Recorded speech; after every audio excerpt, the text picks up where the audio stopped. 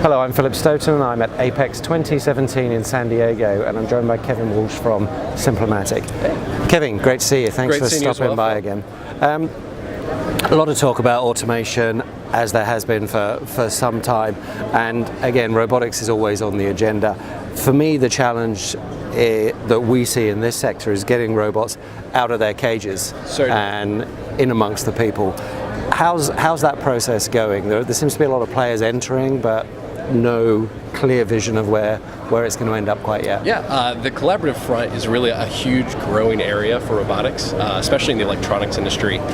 People are really trying to get, I guess, their employees closer to the automation, and collaboratively working with robots is really that solution.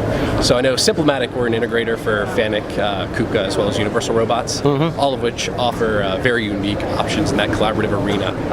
We're really happy to pair customers with those units to hopefully solve that collaborative growth.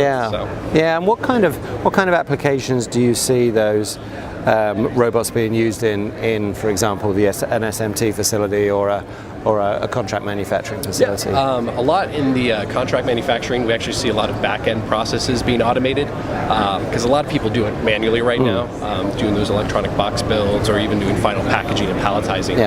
We're able to come in with collaborative units and not necessarily replace workers, but we're able to repurpose them into kind of higher educated positions at the company. So that's something we're really happy to pair. Yeah, that's really interesting to do, isn't it? And two of the main trends that I saw at CES this year, the Consumer Electronics Show in Vegas, were around artificial intelligence and augmented reality. And I'm interested in the way they're going to find their way into the manufacturing process. I talked to someone today from Jabil actually about this whole idea of robots and humans collaborating and actually learning from each other, and that bringing in the artificial intelligence element. Do you see much of that happening in development? I know in our company we really have not really stepped into that front yet, but just on a personal, I guess a millennial note, I definitely do think that augmented reality and working directly with robotics almost in learning capacity is definitely the future.